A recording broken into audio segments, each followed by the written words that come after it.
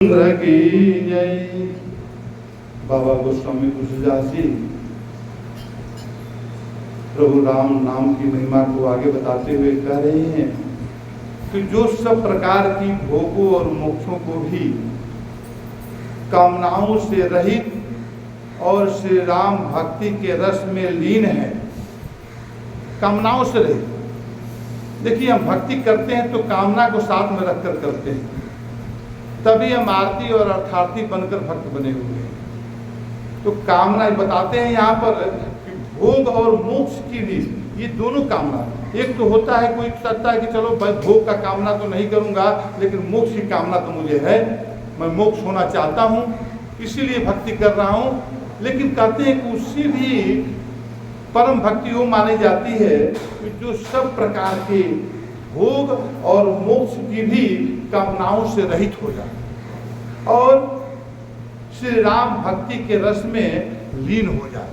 हर समय प्रभु में रम रहा है, उसके अंदर बाहर सब हमेशा प्रभु में ही रमता है। ऐसा अपने जीवन की अवस्था बना ले, अपने मन की अवस्था बना ले।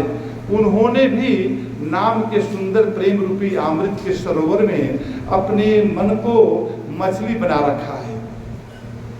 सरोवर में जैसे मछली एक जगह से दूसरी जगह विचरण करती रहती है, आती रहती है, उस तरह से नाम को ये हमेशा जो है अपने अंदर में ध्यान करते हुए हर पल उठते राम, बैठते राम, खाते राम, सोते राम, जागते राम, करते राम, हंसते राम, रोते राम, हर समय राम ही राम। इस तरह वो जीवन में अपने को समाहित कर लेते हैं। तो कहते हैं कि अर्थात वे नाम रूपी सुधा का निरंतर आस्वादन करते रहते हैं और क्षण भर भी उससे अलग नहीं होना चाहते।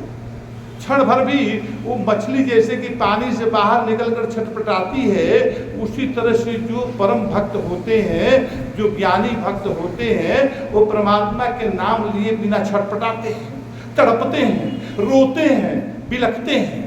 इस तरह की स्थिति उनकी बन जाती है।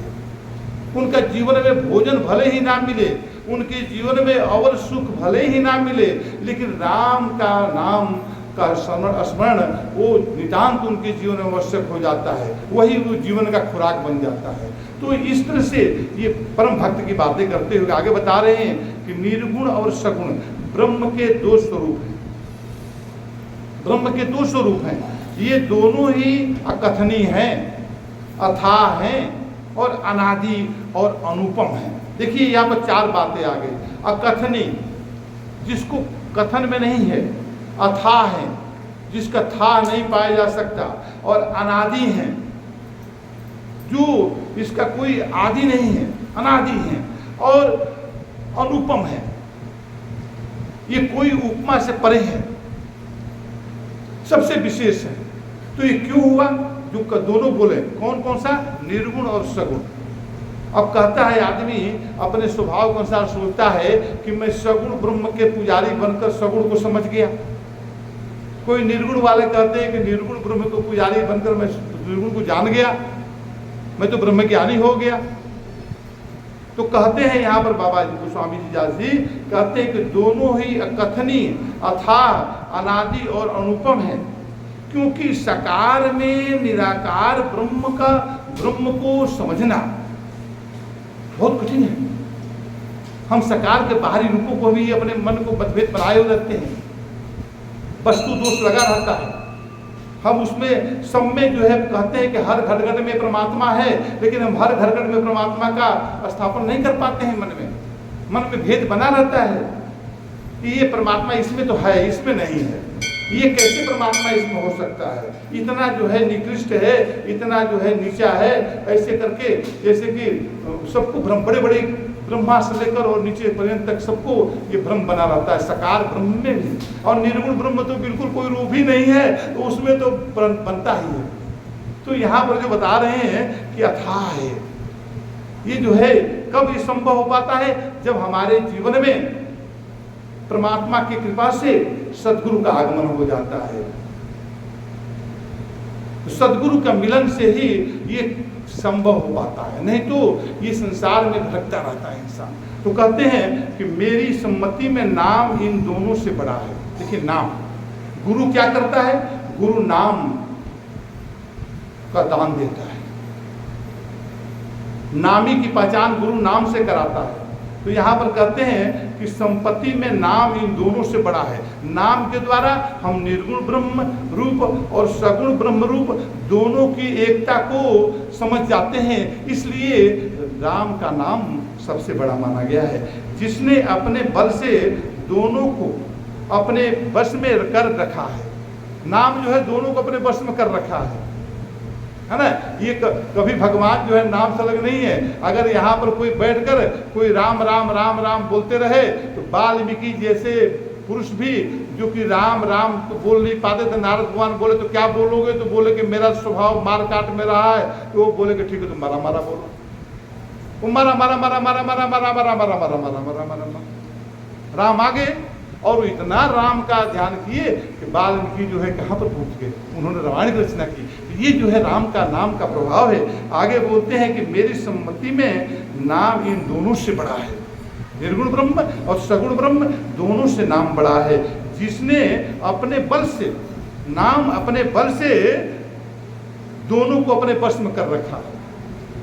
एक दृष्टांत आता है संतों का, वहाँ पर बताते हैं कि जब सेतु का बांध हो रहा था उस समय जो है हनुमान जी और राम राम लिखकर पत्थर को जो डालते जा रहे थे, सेतु बांध में चलता जा रहा था, और जैसे राम लिखते थे पत्थर तैरने लगता था।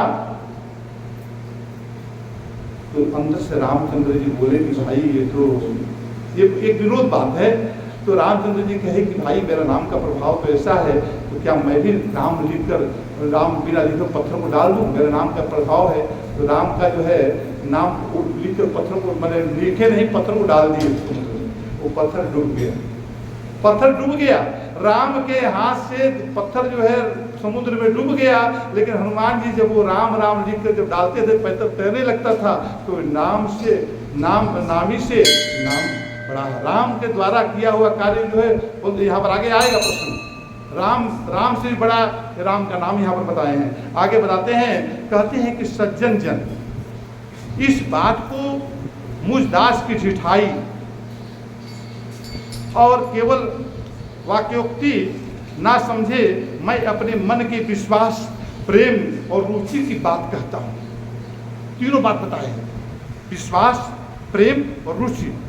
प्रेम कैसे पैदा हुआ? श्रद्धा से। विश्वास कैसे हुआ? हमारे ज्ञान से। ज्ञान और भक्ति और रुचि हमारे कर्म से पैदा हुआ। तो यहाँ पर बताते हैं कि रुचि की बात करता हूँ। निर्गुण और सगुण दोनों प्रकार के ब्रह्म का ज्ञान अग्नि के समान है, अग्नि के समान है। अब देखिए अग्नि के समान कैसे बता रहे हैं? तो कहते हैं कि निर्गुण उस अप्रगट अग्नि के समान है जो काठ के अंदर है। लकड़ी के अंदर भी अग्नि है, समाहित है, लेकिन वो प्रकट नहीं है। उसको घर्षण कर दिया जाए तो अग्नि उसमें से प्रकट हो जाती है। और बताते हैं कि परंतु दिखती नहीं है। और सगुण रूप प्रकट अग्नि के समान है जो प्रत्यक्ष दिखती है। आग में लग गया, लकड़ी में लग गई अग्नि तो दिखाई दे रही है।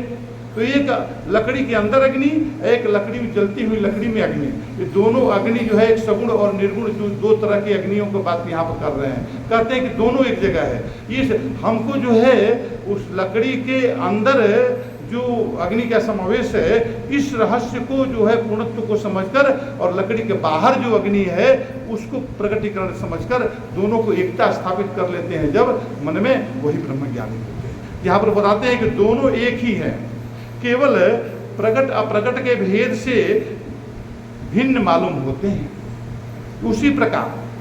इसी प्रकार निर्गुण और सगुण तत्व एक है। ब्रह्म का निर्गुण और सगुण तत्व एक है।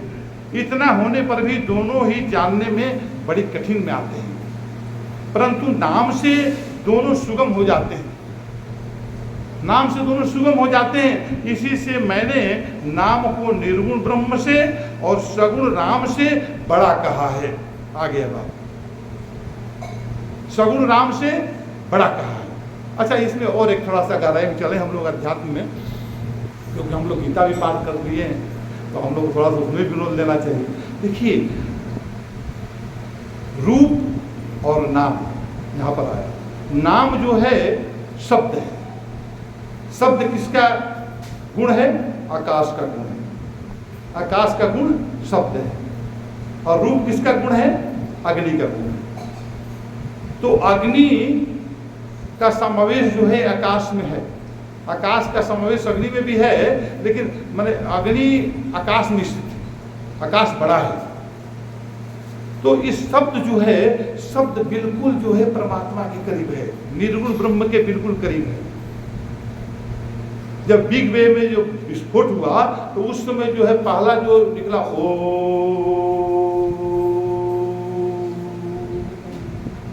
ये शब्द जो निकला ये धरती पर आज भी सृष्टि में गूंज रहा है। जितने ग्रह नक्षत्र पर जाकर वैज्ञानिक सिद्ध कर चुके हैं, जितने ब्रह्मांड में ये ओम की ध्वनि ही गूंज रही है, जिसको अंतर्नाद कहते हैं।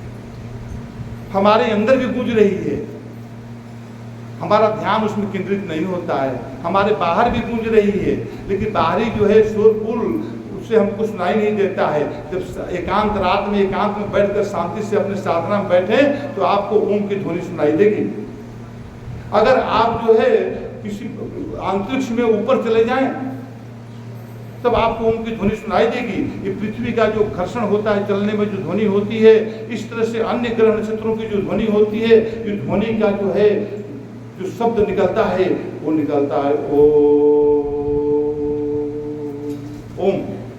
इसलिए ओम शब्द से और ब्रह्म से बिल्कुल करीब बीच का संकर है नाम।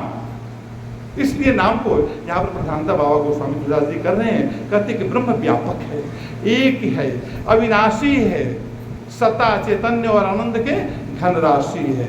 ऐसे विकार रहित प्रभु को हृदय में रहते भी जगत में सब जीव दीन और दुखी हैं।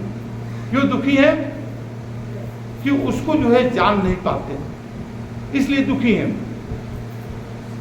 अगर मान लीजिए कि आपके घर में जो है कोई एक ऐसा पत्थर हो जो मणि हो, जो ऐसा पत्थर हो जो हीरा हो, और आपका उसको भेद समझ में नहीं आ रहा है, तो आप भिखारी के भिखारी रहेंगे और आप जो है मतलब कि उसको कोई उपयोग नहीं ले पाएंगे। लेकिन वही हीरा कोई जौहरी के पास ले जाते हैं और बोलता है कि ये तो हीरा तुम्हारा जो है 50 करोड़ का है, उसी समय आप राजा हो गए। तो इसी तरह से ये परमात्मा का जो है जीवन में जो ये प्रभु हमारे हैं, हमारे धरोहर हैं, हमारे अंदर जो है प्रभु जो है हर समय प्रभु की कृपा से तो हमारा सब हो रहा है। हम प्रकाशित जो हो रहे हैं संसार में, जो कुछ भी कर रहे हैं, ये परमात्मा की कृपा है, हमारा कुछ नहीं है। आज चाहे तो आज हमको इस तरह स्थिति में रखा है, कल हमको नीच स्थिति में रखेगा, कल इस संसार से हमें मिटा भी सकता है। तो इस तरह से ये परमात्मा जो है इसकी लीला बहुत अपरंपार है।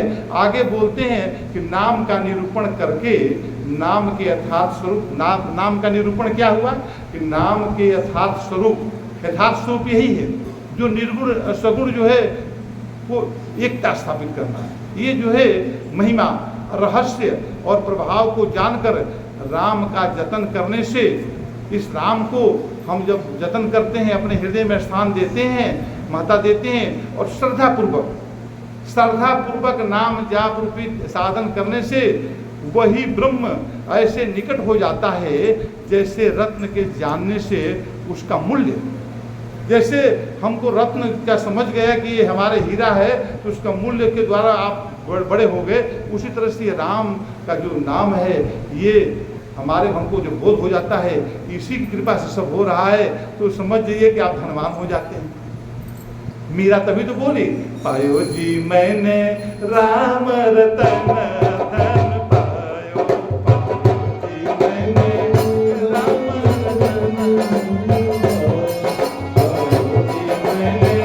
राम रतन, कहते कि पायो जी मैंने राम रतन धन पायो। तो ये राम रतन को हम सबको पाना है।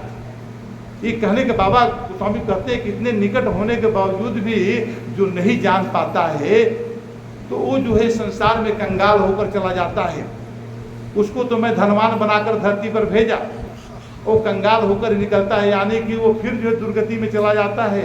तो इसलिए हम मनुष्य जन्म पाए हैं, तो जैसे हम संसार में रहकर अपने विद्वता से संसारिक ज्ञान को प्राप्त करके और हम अपने एक सम्मानित जगह पर अपने जीवन जी रहे हैं, उसी तरह से हमें मरने के बाद भी, इस दुनिया से जाने के बाद भी हमें सम्मान से विभूषित रहे। इसके लिए हमें राम नाम की माता को अपने हृदय में स्थान देना अति आवश्यक है। तभी हम धन्यवाद के पात्र हो सकते हैं, तभी हम प्रभु के पात्र हो सकते हैं, प्रभु के प्रिय बन सकते हैं। आगे बता रहे हैं।